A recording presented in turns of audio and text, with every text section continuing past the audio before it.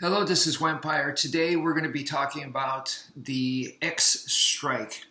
It is called Equis traditionally, which just means X. And you start off with a stick and you're just drawing a 1 and a 2. A 1 and a 2, right?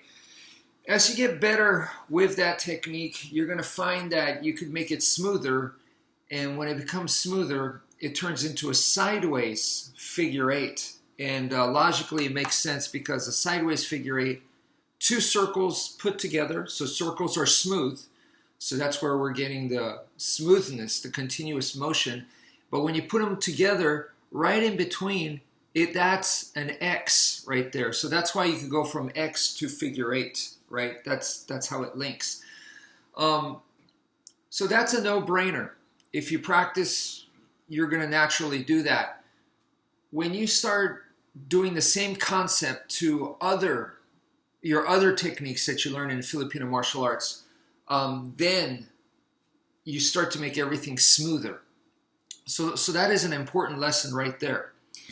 The next thing is that when you're making the figure 8 motion, so you went from X to figure 8, the next thing is that, like, when I'm making 1 and 2, I'm making this motion, but now it's smoother. As you can see, it is smoother rather than going 1 and 2, right?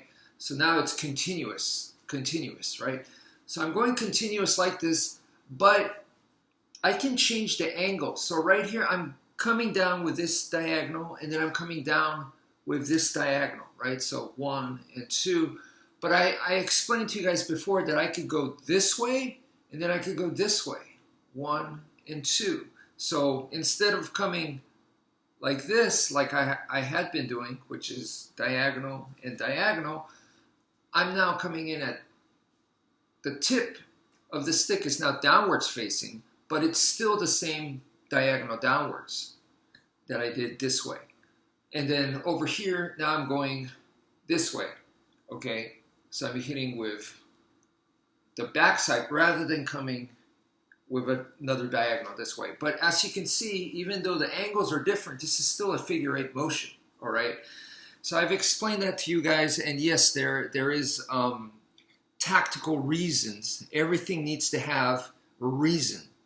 It's not just for looks or because it looks cool. No way, right? It has to have a reason. You could go into all that, but today what I want to talk about is this right here. So we're going to go to the knife, right? Use a training knife. And then I'm going 1, same Equis. And then, of course, yes, we can make it smoother, but right now I want to talk about just the X, the Equis, right? So going 1 and 2, 1 and 2.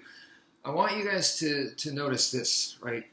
So when I'm making this slash down right here, okay, when I involve the turning of the wrist, okay, so I could go 1. Because remember, the motion is going to be more compact with a blade. It doesn't have to be, but you don't need to make it a huge swing.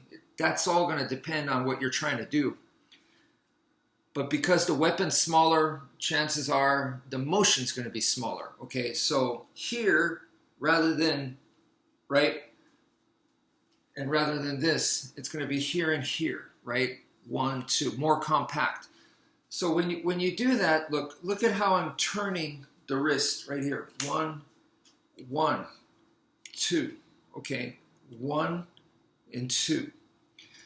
I want you guys to see that. I am like turning like a knob, right? So 1 and 2. So 1 is following this diagonal line. I'm going to turn it this way, and then number 2 is going to follow this line. So I'm going to turn it this way. All right, so 1, 2, 1, 2.